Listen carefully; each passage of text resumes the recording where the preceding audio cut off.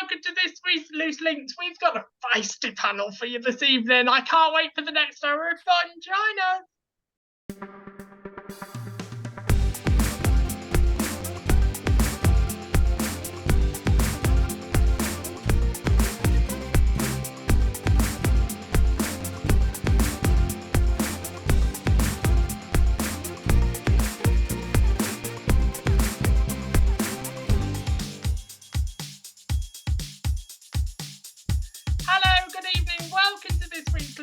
Joining me, Nicholas James, on this feisty panel this evening is Sue Craven. Hello. Rachel Penny. Hi. And Leah Greenwood. As we talk about Russell Brand as he's all over the papers for his allegations, but we talk about, is that famous saying still there? Innocent before proven guilty. Should we keep people's names out of press and out of public eye until the guilty verdict is there? We also talk about Good Samaritans this week as a bride breaks down halfway to the church to marry her husband-to-be, is stressed out to the hills, nobody can pick her up, but a Good Samaritan walks on by, picks up his car and takes her there. Is random acts of kindness still in the year of 2023? And we finish on the subject of a good old pint of beer down at the pub after a long week. But how would you feel if you knew fish bladders were in your pint? Would you still be drinking it, or would you be running away from it? All that and a lot more on this week's Loose. Good evening, panel. Hello. Evening. Good evening, Sue Craven. Long time no seen. How are you? Fine, thank you. Yes, fine. Good. And dandy. Rachel Penny, I think we've done a record for you. We've done a season where you've only been on twice. We're doing a record. I've learned that word. No. Yes. And Leah, it's good to see you back as well. How are you? I'm good, thank you. Are you? Are you feeling exhausted and tired this week? Yes. Can you not tell? Not at all. Ladies, I think, do you know what? I feel a bit nervous because I feel like we've got three strong ladies with quite strong opinions. So I'm really looking forward to this show. I might be able to sit back and relax a little bit. You never know. But so, go on. What did you say, Rach? 3 blondes and a tash. Oh, you've always got to get those one-liners in, haven't you? You've always got to get it there. I thought you were going to say something about my tash then. No, you look beautiful, Rachel Penny. Let me tell you now, you look beautiful. Right, let's start on this week's show before I dig that hole any deeper. The first time Russell Brand really dipped his toe into the water of the conspiracy series in early 2021. The effects were swift, and YouTube videos of 10,000 views were suddenly visited by millions of people. It's now a new income and stream. But after the allegations of Russell Brand has happened, everybody has now turned against the man. We look at a man that has been accused of sexual assault and other things within the press. But following stories like this of Cliff Richard a couple of years ago was accused, named and shamed in the paper for us all to judge, to find out later on down the line that he hadn't done any of it and he came out innocent. So, ladies, that did get me thinking about, well, let's talk about Russell first a little bit. I know we can't talk a lot about him, but let's talk about Russell first a little bit. Was you shocked when you heard the story? And did you think he always got away and pushed it that little bit too much? Yeah, I think he was always like that, wasn't he? He was always a bit of a risque kind of chap. The programs used to go on.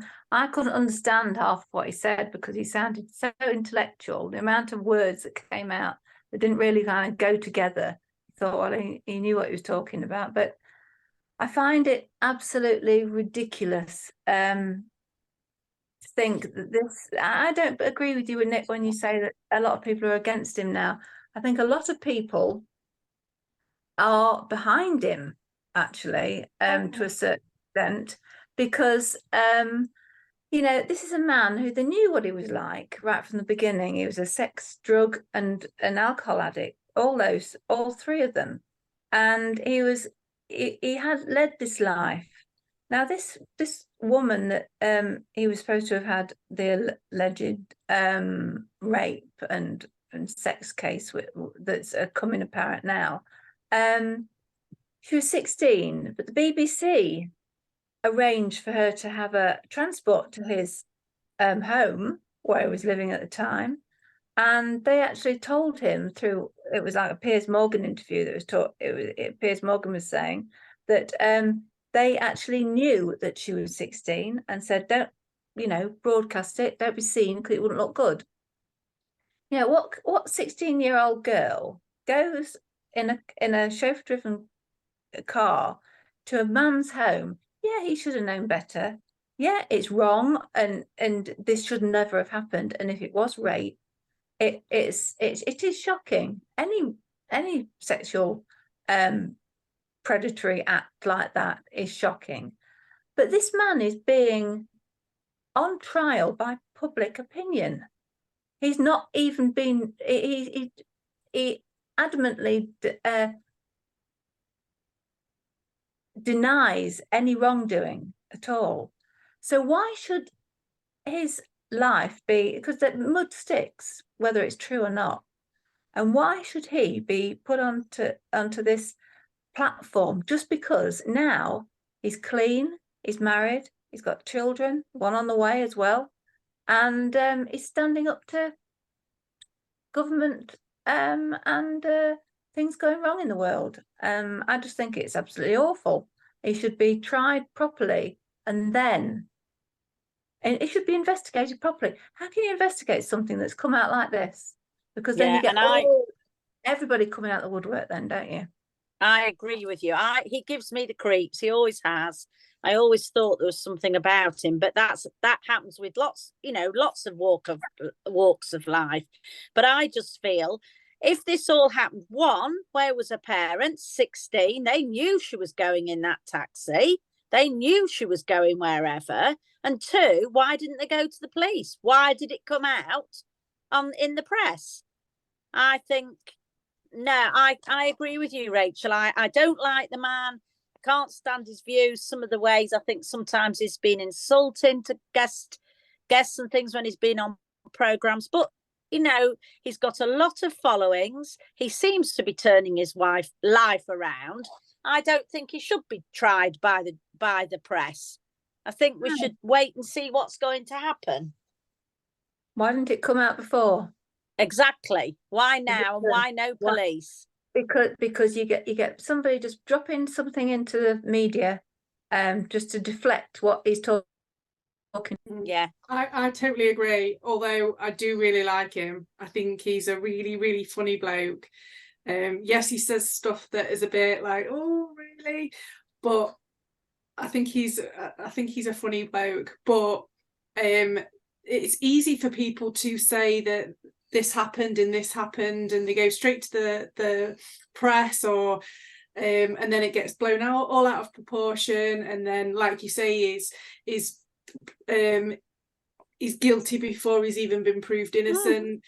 And sometimes it's a way of people making money. It's so sad that people have to potentially ruin people's lives to get a raise out of people. But yeah, I think it should be kept out of the press until it's been made guilty or not guilty. Yes, I agree with you. It's not fair. I slightly disagree.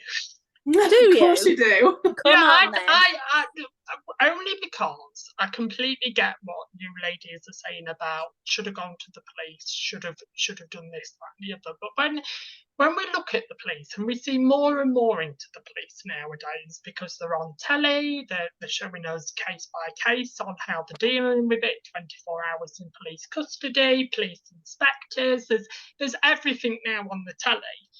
And they did a programme earlier this week about, so we had this Me Too campaign about women speaking up, and I actually thought, I'm kind of shocked because I thought all 3 of you would have been dead against him. And it's really hard, I feel now, when you've been sexually assaulted to come to the police, because it's not about just coming to the police. You've got to convince the police. Then the police have got to find that evidence to say that if there's no evidence, there's no case. So your case can be dropped within seconds. Then, after all the evidence is collected and collaborated, it then goes to CPS. CPS then decide if it goes to court or if it's dropped.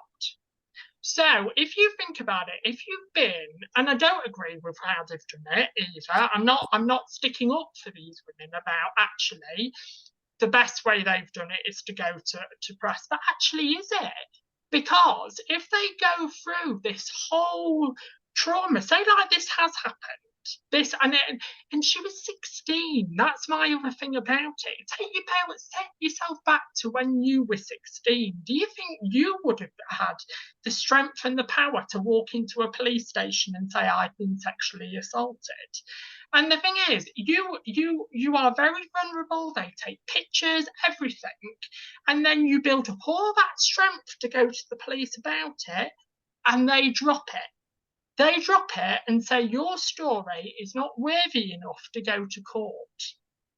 But I don't think that's happened in this case, Nick, because I think they haven't been to the police. And why has she waited all this time? And as I say, yes, she was 16. Well, she had parents. Why didn't they?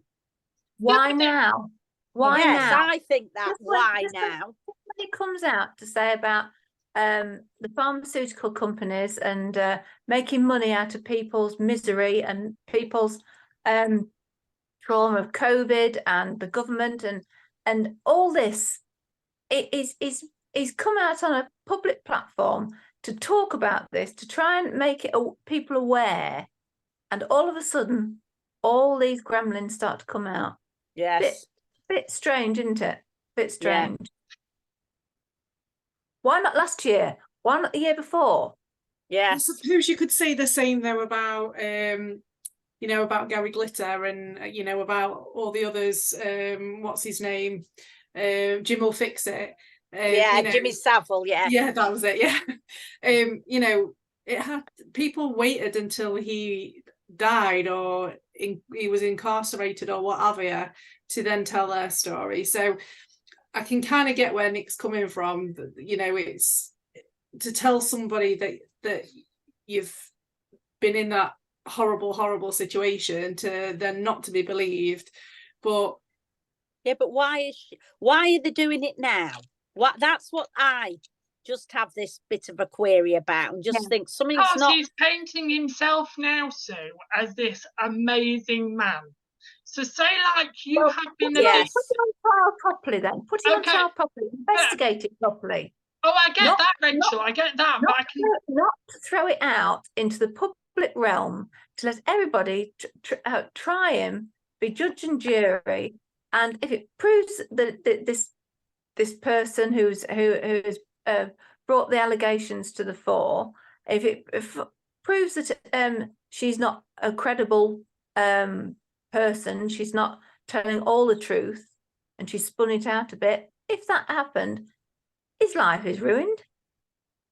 But what if they've already done that? We don't know that hasn't come out. What if they have already gone to the police? What if they have already been reported and it's taken down as a serious report, that they took it to CPS and CPS decided, no, we're not taking this any further? They haven't put her name out, have they? Pardon? They haven't put her name, broadcast her name out yet, have they? No. Well, they shouldn't broadcast his name then, should they? Oh no, I agree with that. I feel very, I'm a woman, obviously. Last time I looked. So I sympathise. I do sympathise with women and their lot. Men can be treated exactly the same as women. Men can be raped as well. I'm not saying anything about the actual rape, but I do feel sorry for men because they can do damage and they can harm. So can a woman. But the thing is, you walk down a street and see a man coming towards you to walk on the other side of the road. Why should you have to feel that a man is a predator or is there some danger there? There are many innocent men. It's a minority that are not. And I feel that him as he went off the rails when he was a younger age. Now he's got his life back. And he's a Marmite kind of person. You love him or hate him. But I really don't matter what he's done in the past, the way he is characteristically. But to do this to another human being, I think it's terrible. I think he should be put on trial if they're found to be, there could be some credibility in it, and try him properly. Not do it publicly first. So everybody then who goes into that jury has got some sort of idea, have got some sort of idea before they actually go in. Yeah, celebrities are easy targets, aren't they? Disgusting. They don't have to do anything other than just be in the public eye, or if they've done something like, I don't know, cross the road the wrong way or something like that, then they're automatically shunned in the public eye. So they're just easy targets, aren't they? It's factual. It's going to be all opinionated. Everybody's opinions. It's not going to be factual trial. No. Do you know what, Rachel? It's not very rare I say this, but I do agree with you on that. But there is a point that I want to go back to of why didn't they do it at 16? Russell Brand is an absolutely massive name. Lawyers are protecting him like Billy O. And take Russell Brand out of the situation. Say it was just a normal man that had done this allegation to her. Yes, I completely agree, Rachel. We don't know the backstory. If she has gone to the police or if she's spoken to the police and actually she was that frustrated that she needed to do something because he's on this platform saying, look how bloody amazing I am. You're sat watching him at home. If you are a victim, sat watching him at home being more successful and successful and successful, there will be an anger inside of you that is building. But as I say, 16 years old, like Leah just said, it took the victims of Jimmy Savile for him to die, for them to feel the power to come forward and say, this is what happened to me. And we hear this all the time. We hear, and I'm not just talking about celebrities, we hear victims of rape or sexual abuse come years after the actual thing that happened, because the thing is, they are absolutely terrified. They're ashamed. And when we talk about parents, and when we talk, if I was sexually attacked at 16, would I tell my mum and dad? I'm not sure I would. I'm not sure. I would be scared of their reaction. I would be scared of how they will come out and speak. We're not talking about that. We're just saying that they were aware that she went in the car, in the BBC car, to his home. They were aware. Yeah, well, Sue said, why didn't she go to the parents? No, I said, why? The parents knew she was going in that car. For one, she was too young to let her go, or go with her. Mum, do you think that's slightly down to his celebrity status as well? Yes. So as we say, she's 16 years old and she's been given a chance to go to a celebrity's house. You could jump in a car. You've seen him at the BBC. The BBC have agreed to pick you up and to take you to the property. The BBC is well looked over as a high recommended channel. Do you know what I mean? So would you let your child go, Nick? Well, if it was something to do with the BBC, maybe, yeah. Because No. I would think there would be a professional boundary. Russell Brand wasn't the Archbishop of Canterbury, was he? We knew what he was like. He was quite prolific on how he behaved. But We how all was it? knew. How was it discussed to the parents? Because that's the other thing we need to talk about. Did the BBC say to the parents, right, we're just dropping your child off at Russell Brand's house and then we're going? How do we know the BBC didn't say, oh, your daughter will be occupied at all times with a secure adult until your daughter comes home? We don't know that answer. We don't know that question. Any parent, we do that to school children every day. We leave our school, we leave our children with professionals that we think they are safe with. And sometimes they're really not safe with. They're really not safe with. Yeah, but at least I know, you know, obviously you do get like teachers and things like that that aren't nice, but they've all had checks, haven't they? So Yeah, they've all had and that they've had DBS checks and enhanced DBS DBS. check. Yeah. Whereas maybe Russell Brand hadn't, but No. you know, she shouldn't have gone. But it's been in the news this week, ladies. I'm going to fight back at you a little bit because it's been in the news this week that a nurse has killed over 11 babies, and she would have had an enhanced DBS check. She would have been checked before working with vulnerable people and all come back clear. Some people are very devious when it comes to what they potentially want by the end of it. So they've got a plan in their head, they've never done anything before, and they need to get into somewhere quite quick. You're not checking the mind of that person, you're just checking if there's any records on that person. No, but if you're a good manager, then you keep up to date with, like, you see things. You can't just like I get Leah fired up for the first time. You don't just notice somebody like, oh, they're on shift and a baby's died. They're on another shift and then the baby's died. You don't go through 11 babies and not think that something's happening. You know, you wouldn't. Surely you'd notice something. But they did. They tried. They all tried. They kept going. They noticed, did they? No, they didn't. The consultants did. Don't start us on this conversation because this will go on for the whole of the evening. There was a lot of people but there is an inquiry going on, and if it's not, you know, hushed, but there was a lot of people expressed their concerns. A lot of people were very worried, but it went unnoticed. But I still think it goes back to what parent would let their 16-year-old go in a car to somebody like Russell Brand's house. I'm trying to think of somebody now, but Sue, I wouldn't let my daughter. I've just gave you a solution. So if they came through your front door and said, right, your daughter's going to Russell Brand's house, but your daughter's going to be accompanied by an adult until she leaves Russell Brand. We don't know if BBC are lying. We can't blame the parents. I'd say yes, that's fine, but I will be the adult. Yes, exactly. I would go with them. Yeah. So, Nick, you're saying we don't know. We don't know. And talking about it like this is what everybody's doing, and it's just everybody's opinion. There's no fact. No. It's totally wrong. Definitely.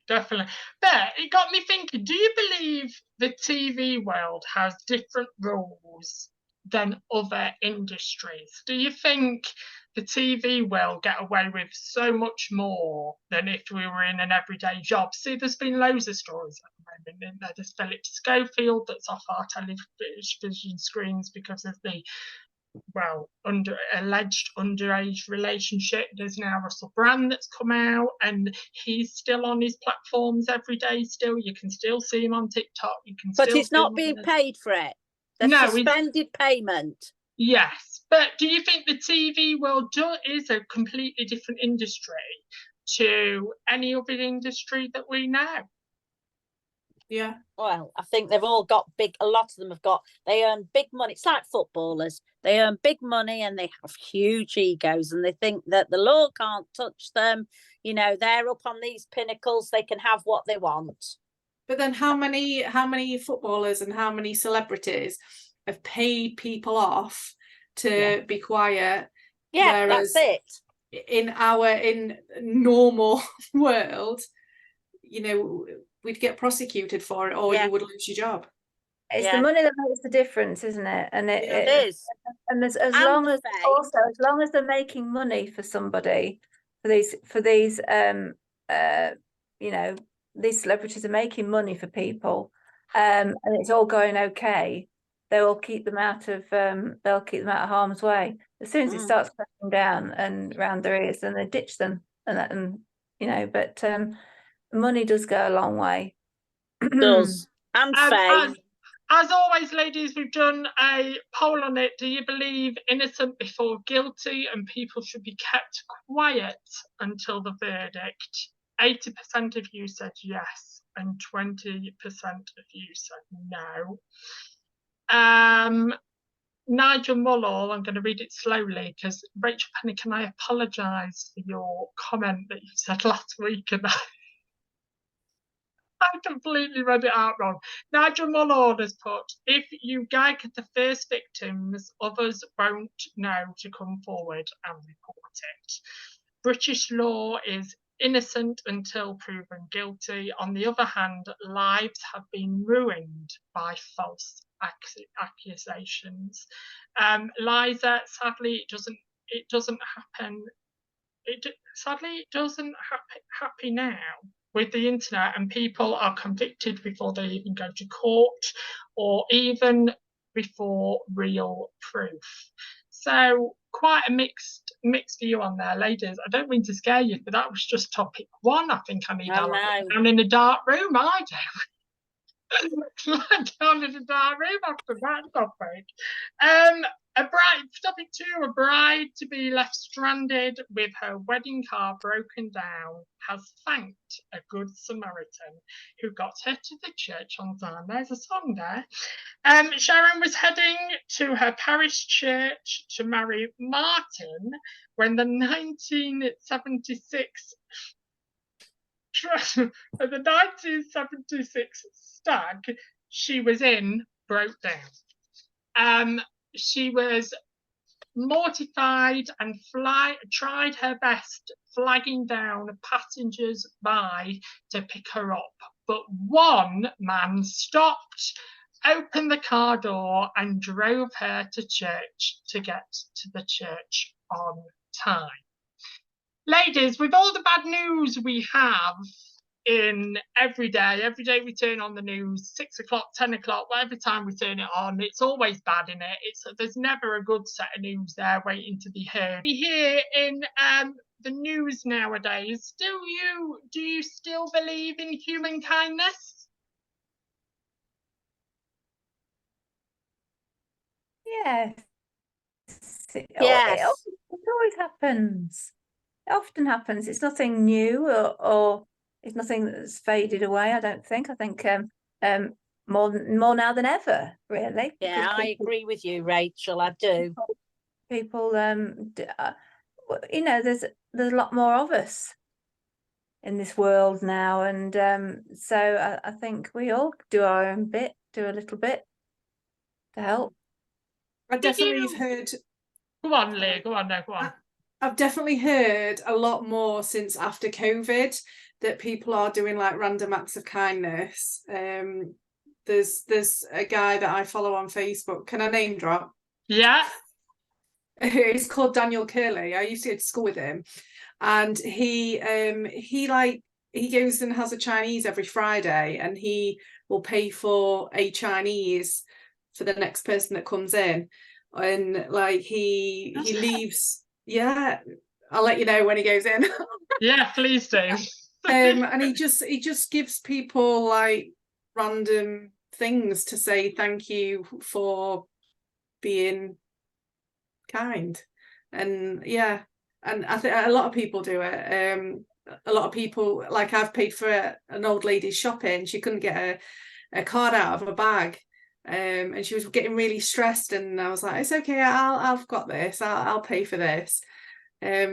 Before I knew it was 30 quid.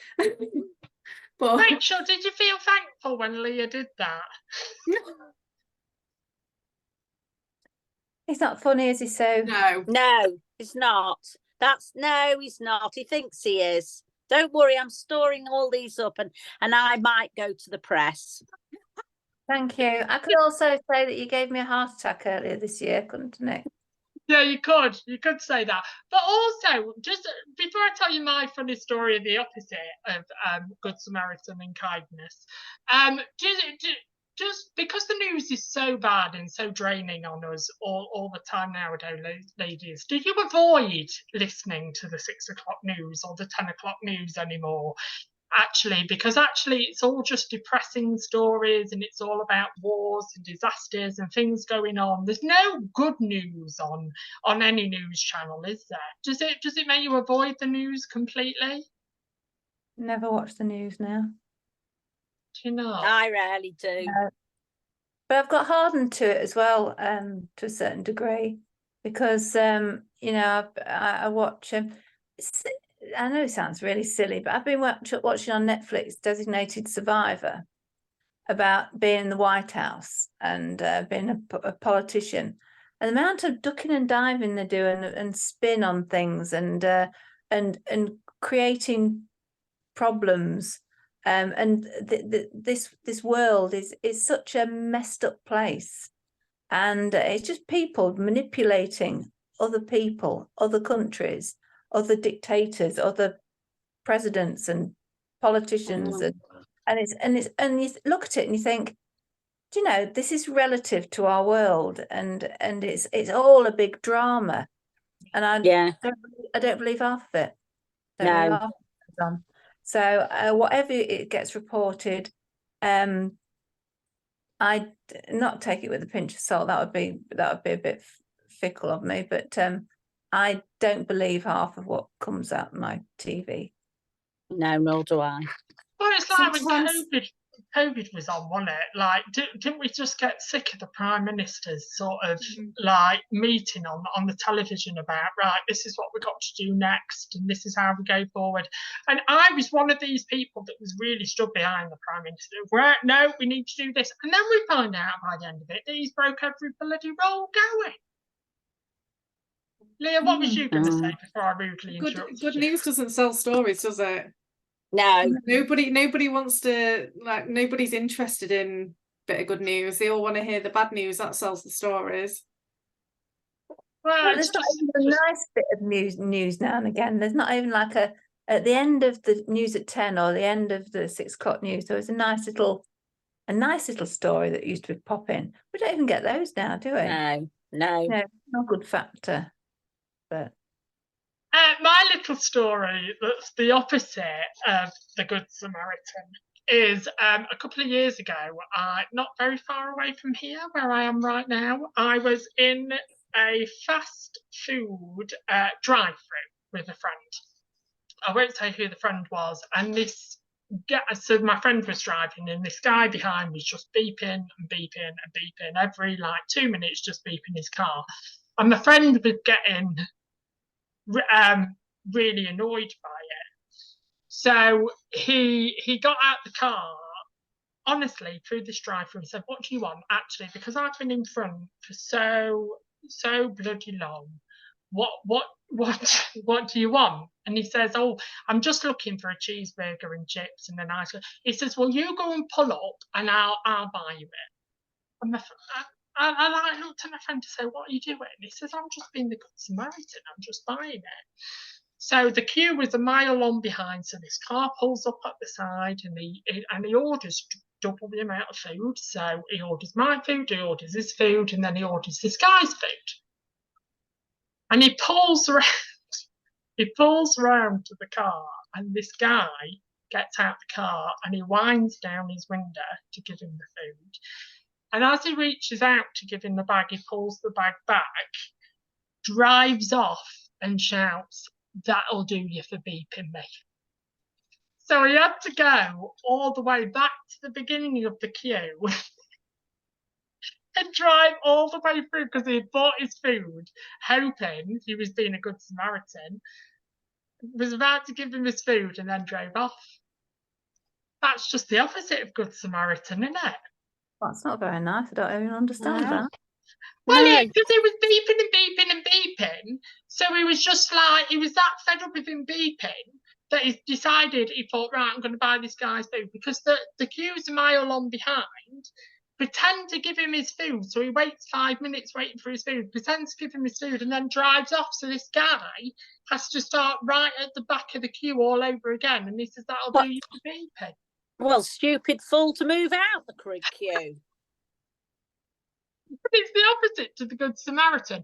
But do you believe in our world that we have community spirit anymore? So in your areas, ladies, without mentioning which area of which part of the world you're even in, we don't even know which part of the world you're even in. Is there good community spirit in your area? Let's go to you first, Sue. Is there good community spirit where you are? There is yeah.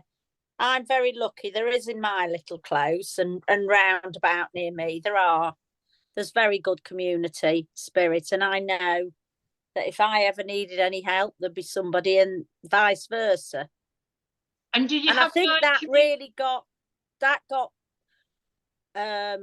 so much better during COVID because they all work. Most of the people work, professional people, and they all work and they're busy. So I think that it started in COVID because we used to get out and sit in front of our own driveways and have coffee every week.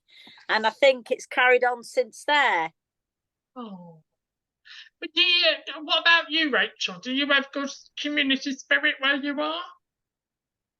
Yeah, but I think that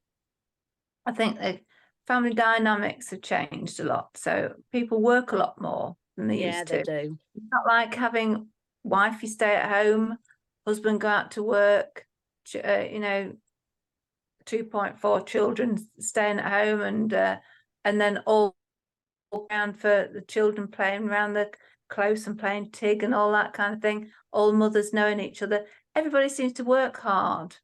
Yeah. And since COVID, people keep behind closed doors a little bit more, coming out a little bit more now, yes. But I think COVID, although we had to be separate, it did give that community spirit in as much as people looked out for other people. Yeah. And carefully went about helping them, but from a distance. Do you think that's gone since COVID, though, Rach? Do you think that people, it was like we was all in it together, weren't we? It was very much, like I've said on this show before, when I've sat in history classes, when I was a kid, and you hear about the 1066 and all of that, it never, like, some people are fascinated by history and really get into it, but actually for me, it's just like a story because I wasn't there and I didn't feel it and I didn't go through the emotions and this, that, and the other. But COVID is something that we can all relate to, that we can all say that we were all affected in different kinds of ways by COVID. But actually, do you think now COVID is gone, that we've all become that little bit more selfish again? And we're all just looking out for ourselves. It's like it seems like we use technology a lot more since COVID. Actually, it's better to do a Zoom meeting with a friend and catch up with them than actually go to a cafe anymore and sit with somebody and have coffee and cake. We still have people. My auntie, I'm not going to say what her name, but my auntie hasn't been out since COVID because she is scared of going. She's terminally ill at the moment, but she is scared of going out since COVID. So there's massive still effects on that. Do you think we've all become a little bit selfish again? I think COVID has made a big difference because it's been global. It's not like just your community or your country. I think every single country has been affected by this. So I don't think it's made us selfish, but I think a lot of things have changed since COVID. The wars and immigration and so many things have changed for everybody's lives, and mortgages and cost of living, everything has gone. It's totally different to when I was at school and a child.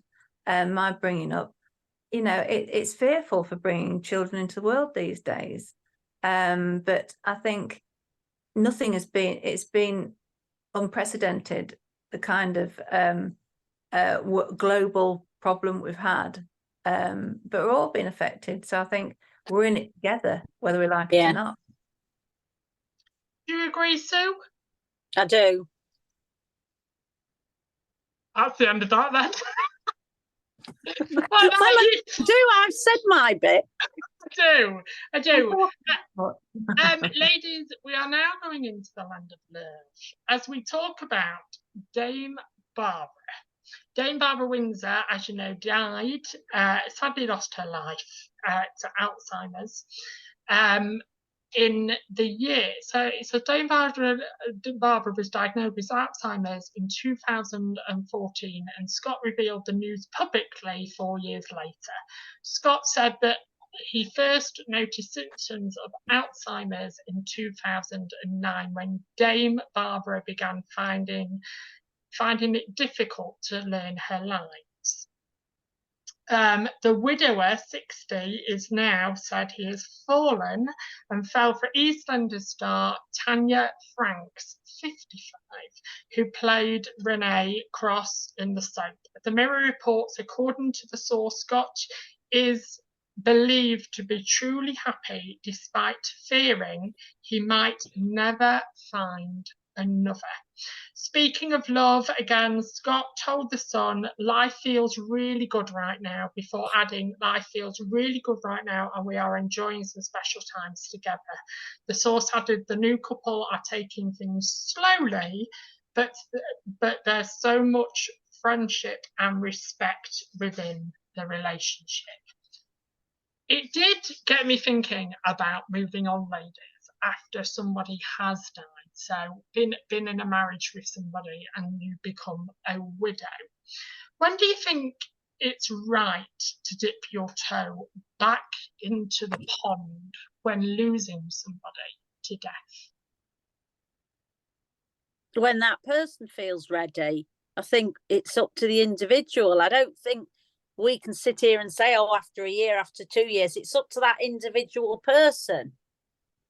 And it might be, as he said, he started losing her at 2009 when she, and that he'll have lived with her with those for Alzheimer's. So he'll have been saying, they call it sometimes, don't they, that Alzheimer's dementia is like a long goodbye, because they start losing the person that they loved and their personality change and everything. And you think, so really he's lost her years ago, and he's been lovingly looked after and everything. So I think it's up to the individual. Do you think it's different for everybody, Leah? Do you think love and the travel of love is different for everybody? And do you think when there's been some bad reviews on this is why I'm talking about it. Some people have daringly said, how dare you date somebody after losing one of the biggest stars to the nation. Actually, do you think sometimes people fear about moving on because of the judgment of other people? Oh yeah, absolutely. I think like Sue said, that it's entirely up to the person, and if he was losing her for years and years and years, then that's fine. But even if somebody dies and then a month later they decide that they're going to try and date again, well, it's entirely up to them. Exactly. Yeah, I do think that people do think bad of people, but they're not in that situation, are they? And who are we to judge? Yeah. Who are we to judge? We're not. No, I don't think there's never a right or wrong time to do anything when it comes to finding somebody else and dating somebody else after you've lost somebody. It's entirely up to that person, isn't it? Do you think that there is because we can't, can we? I can't picture for a second falling in love with somebody and then them not being here anymore. I can't, it must be the most awful feeling in the world. But actually, do you think, especially, again, we're talking about the public eye, aren't we? Especially when it comes to the public eye, that when somebody has died, it's almost like they feel they have to be in mourning for so long, and there's an expectation from the people around that follow the person about, like Scott said, how dare you fall in love? Barbara's only been gone 4 years. There's been one comment here, barely cold yet, and you're already moving on. Do you think when it comes to being in the public eye, do you think people stop themselves more from falling in love, or find it even harder to fall in love because they are in the public eye?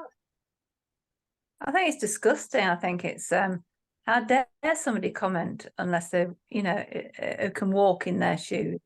Because with Alzheimer's, like I lost my mum to Alzheimer's, you lost that person a long time ago. Yeah. And you're living, and if you're there caring for them, you're walking alongside somebody that has died, really, to you, and it's horrific. But the thing is, when somebody's in the public eye like this, people, the general public, think they own. I know. Yes. Yeah. And they've got no right to talk like that. Nobody should have that right to talk like that. But when I can always remember, my mum was an English teacher, and she was very, not Hyacinth Bouquet, but she was quite, she knew what she was talking about. She was a very clever lady. And when my dad died, when he was 49 when he died, and I was only 18, and she said, I'm trying to put this delicately, not actually how she said it, but she said, I would never have another man if his bum was hung in diamonds, she said. And that was so comical. That was so comical for my mum to actually say that. She never remarried, but she loved my dad. But he led her a bit of a life because he was a depressive. You know, and then when she got Alzheimer's, she was very gentle. She never changed her personality. So she wasn't a difficult person to look after, which a lot of Alzheimer's patients and dementia patients are. But she was a lovable person. She just went very quiet, and she didn't know what was going on. But she was loved and looked after. But for anybody to go through that, and eventually somebody dies, they can hang on for a long, long time. And to go through that and expect not to have a life. He's still got a life, this man has. He's Scott young, relatively young. young. Yeah, He was younger than her. Yeah, Yeah. why shouldn't he have a life? Yeah. How dare anybody make an opinion? I do think that when people are in the public eye, they almost feel like they have a relationship with somebody, or you know, I can remember when like Princess Diana died. I mean, I was only young, but I cried. I'd never met her before. No, I did. It was awful. I cried my eyes out. Yeah, and I think people do feel, because they see them on telly and they've had an impact in their life. I think some people feel like they have a relationship, or that, you know, that they feel a bit closer to that person. So I can understand like people saying that, but it's got nothing to do with anybody else. It's hasn't. And person. Down to social media again. You know, a lot of this, as you say, it's the trolls who are saying, just leave people. I always say this, I mean, it's a right off at a tangent, but it's like with bullying at school and all these youngsters and their mental health. You know, before, there's always been bullying at secondary schools. There's always been, but they always had the safe haven of a home. But nowadays they don't, because they have their mobile phones, and you know, and they're wanting their Snapchat and whatever it is. I don't understand it all, but you know, and so it carries on. You haven't got the safe haven of your home, and it's the same with all these people. Let him get on with him. Let him have a bit of, you know, happiness. But that did get me thinking as well, ladies, though, when it comes to love and true love and all of that, do you believe there's still a stigma and guilt when losing somebody about moving on? And do you believe everybody has a one true love, or do you believe that one true love could be multiple of people? So let's go to you. Well, I think thinking of somebody I know, a very, very dear friend, and I could say she had one true love, but she has moved on after 5 years, is moving on. But that first love will always be in her heart.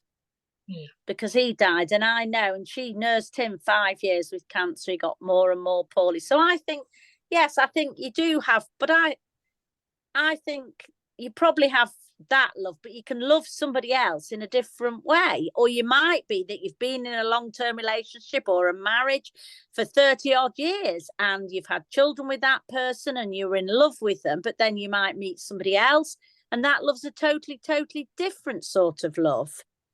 So, I think there is, I always believe that there's somebody out there for all of us. Do you agree, Rach? No. Yes, I do. I believe there's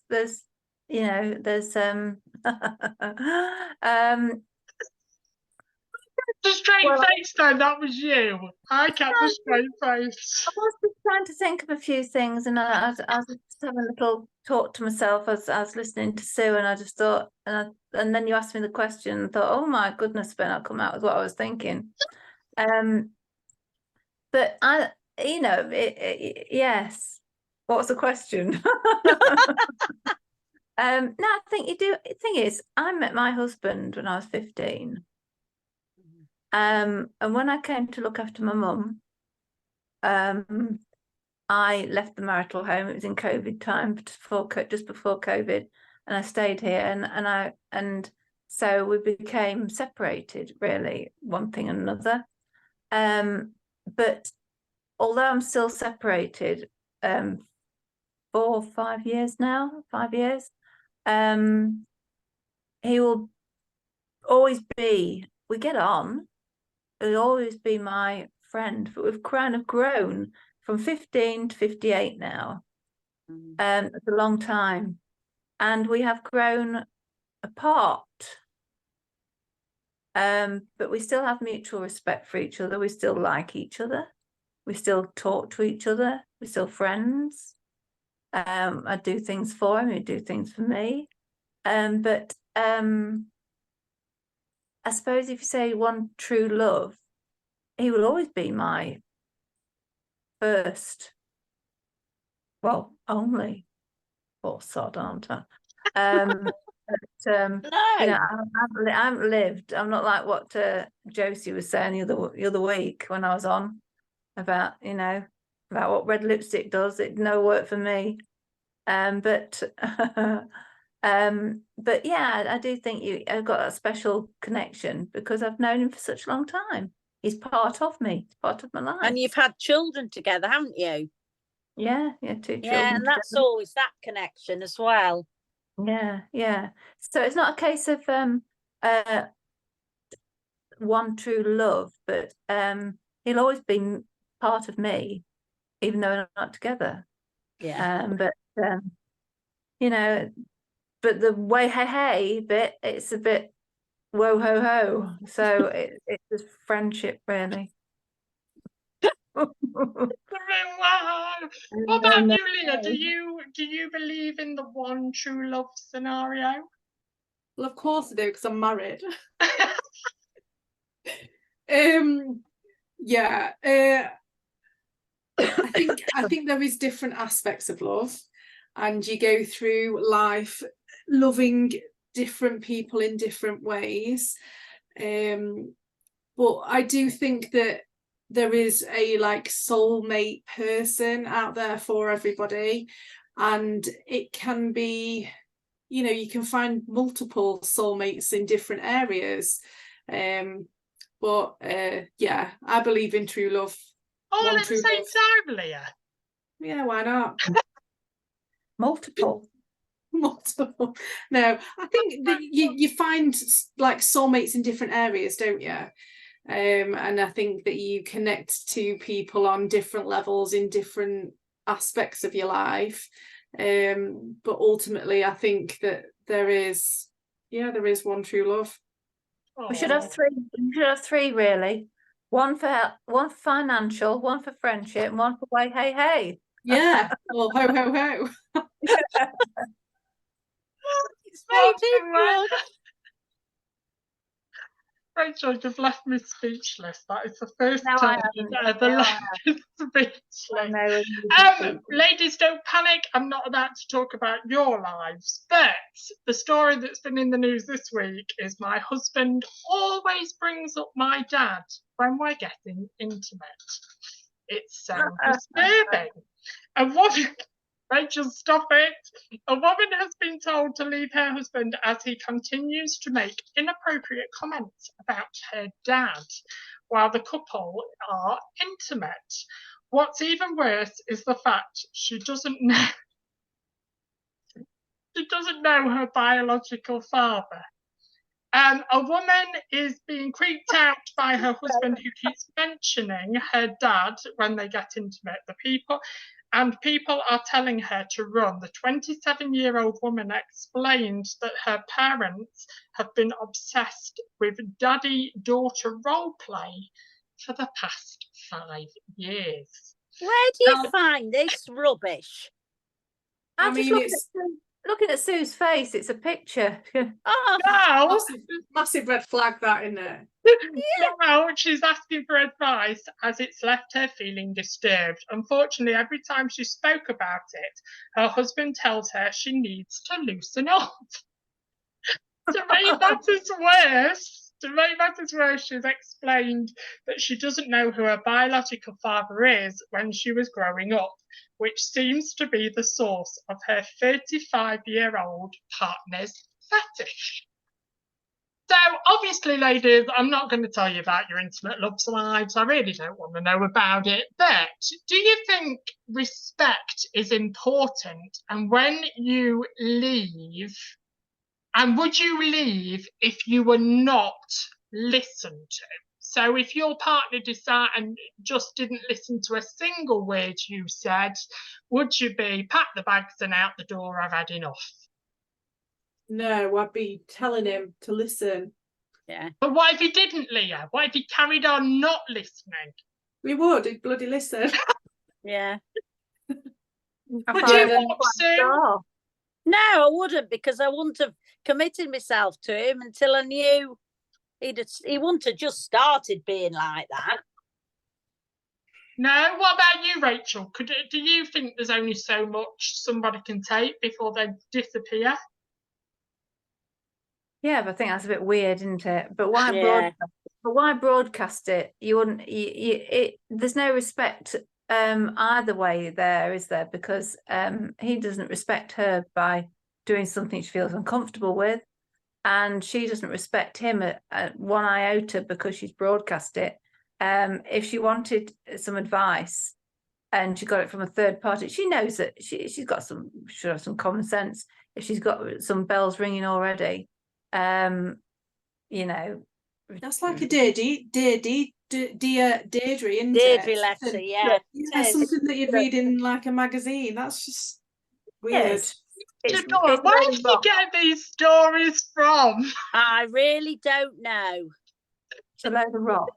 They are in the news. But it's illegal anyway. It's illegal to be a daddy and daughter. So that kind of thing is a bit. Bleh. Rachel, if somebody called you mummy, would that freak you out a bit? What? Like an intimate partner? Yeah. Hello, mummy.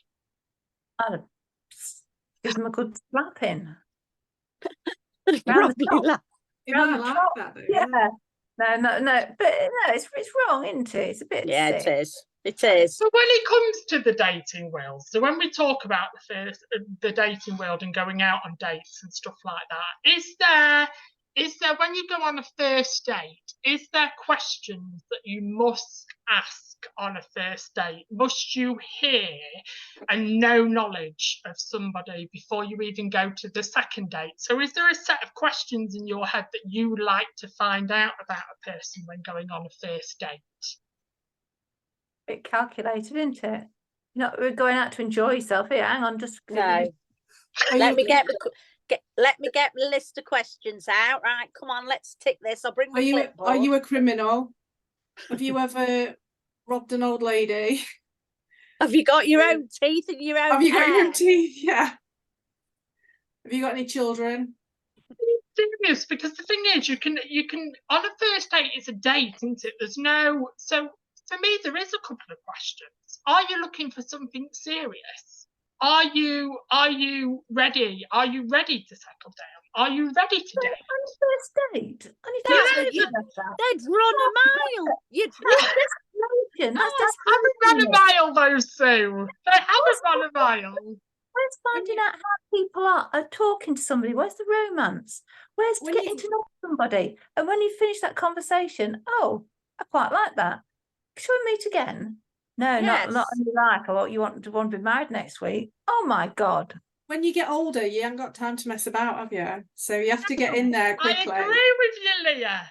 Like- I agree. What if you went on a date with somebody, like say 4 dates in, and you're like, do you know what? I'm really liking this person. You know, he's a really nice guy or girl or what have you.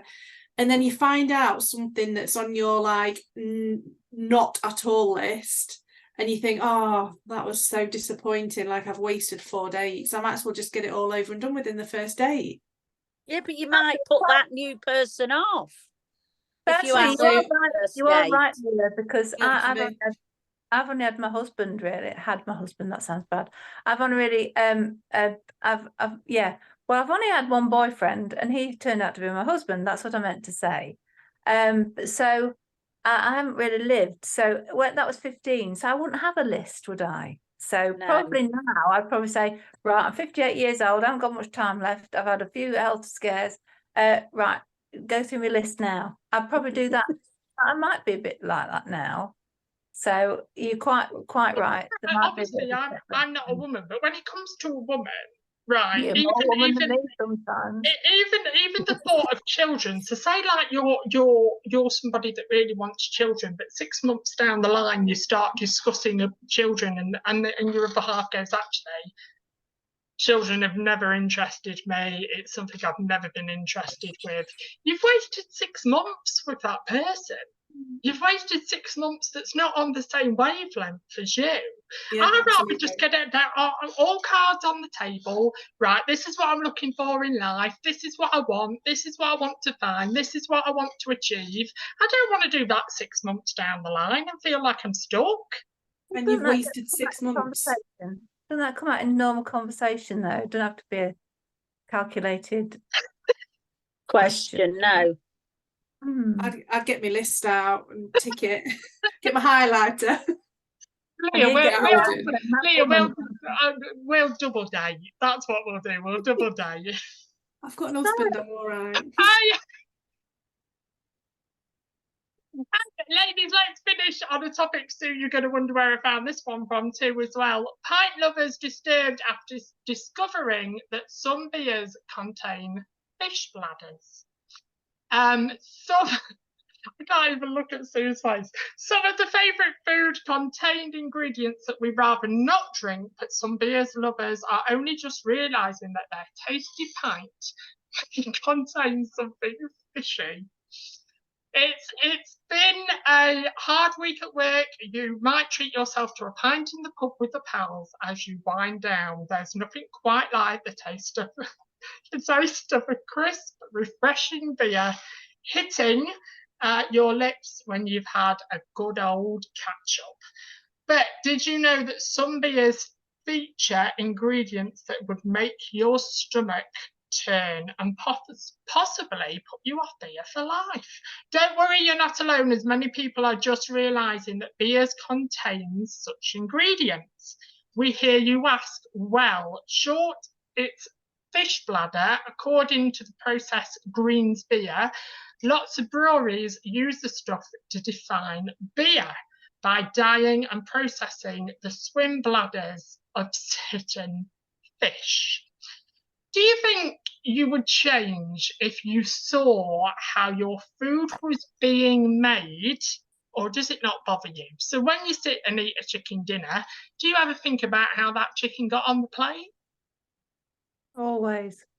I do. Yeah. No, I don't. Otherwise, I wouldn't eat it. I But watch does it- I watch all these programs that where they make things, and there's little round slices of chicken that look fibrous. They look like the chicken. They taste gorgeous. And I watched a TikTok program, and I thought it was something like it was going to be cake. It was cake mixture. All this pink stuff going around in swirls, looking like blancmange, and then pumped out into little dishes, and then when it was cooked, chopped slices, and it was slices of chicken, and it was this pink creamy stuff that came out in a big tube like toothpaste, and that was chicken, and it had fibres to it. It looked like chicken breast. I thought that has never seen a chicken in its life. It hadn't been pecking at anything. But I look at everything and everything I eat. And actually, last night I had the first decent meal, and it was vegetables. And as I was eating this bowl of vegetables with a little bit of vegetarian gravy on it, I was really enjoying it. And then I found a big caterpillar. Oh God. That even put me off my vegetables. It was a whole one, thank goodness, but it had all its little legs. It came out my cauliflower. Oh. So that's even put me off anything today. So I think, but I do look at everything. Only you, Rachel, only you. And processed foods, if it's got more than three ingredients, three ingredients in it, it's more processed and you shouldn't eat it. But yeah, but it's the stuff that it's all for longevity and cheapness, but not even cheap these days, is it? But so if you were forced to watch before you tucked into your chicken Sunday dinner, if you were forced to watch how that chicken was processed to get to your plate on the Sunday morning, do you think you would still eat it?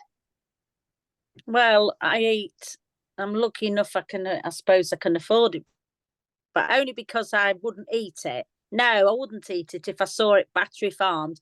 I'd try and buy free range and make sure to see where it comes from. And as Rachel said, and I love chicken slices, and if I'm making a Caesar salad for lunch, but I was buying this stuff, oh God, I don't know what the hell it was. And when you look on the back, it would be that pink stuff that Rachel was talking about. So like I think it's very difficult. But if you have got a really tight budget, which most people have, and you've got to be careful. Oh, sorry. No, don't be daft. But that get me thinking about star rating when we go to a restaurant. If you go to a restaurant or a takeaway, are you a person to check the star rating of the restaurant, or do you just walk in because you like the food? Are you an obsessive that it must have 5 stars on the door, or are you put off? Are you talking about the hygiene stars? Yeah. So is that really important to you? Is it really important to you how many stars they have? It's not to me. We have a local Chinese, and never really noticed, but we don't have Chinese a lot now, but we used to have it quite often, and we found out that it had only got 1 star, and I was like, oh my God, it's only got 1 star. This is disgusting. But the food was amazing. Yeah. So we carried on using this Chinese restaurant, and it's now got 5 stars. And we've never had a bad meal. No. And I think no. I've got a bit of horrific story, so get ready, ladies, and I will finish on the story. But I used to, now I'm not even going to say where I used to live actually, because that's not fair on the town. But I lived somewhere in Lincolnshire in 2012. And we used to use a Chinese shop. that had this absolutely outstanding curry that was just amazing. And we used to eat there quite regularly. We used to. I think I know what you're going to say. We used to go after work. We used to like order it on the way home and stuff like that. And it suddenly got closed down out of the blue. Suddenly got closed down, and there was a paper report on it that there was human feces out the front end in the curry. Oh no! In the curry. And Curry. yeah, it's the curry. Look at that. Curry in a hurry. Oh, whoever was cooking it was happy. Yeah. Oh. Thought you was going to say that there was cats. Yeah, I did. Yeah, we had one local to us when I was growing up, and I used to eat their chicken curry all the time. It was like the best chicken Chinese curry ever. And that was closed down because they found a load of cats and they were selling cats, the meat from cats as chicken. Well, they used to in the war, didn't they? Used to pass cats over as rabbits. Yeah. And, yeah, you see cats in the war, but it's you know, we've got quite. I think there's one thing. I think that hygiene ratings have got a bit better over the years. I don't think they can get away with what they used to be able to get away with. So all the Chinese restaurants that are out there now, I think they're not going in a hurry no more, mate. They're standards. Oh, I've got a gnat. Ladies, that brings us to the end of this week's Loose Links. Joining me on the panel, Nicholas James, is Sue Craven. Hi. Rachel Penny. Bye. And Leah Greenwood. Join us same place, same time next week for all your weird and wonderful stories. See you next week. Bye-bye.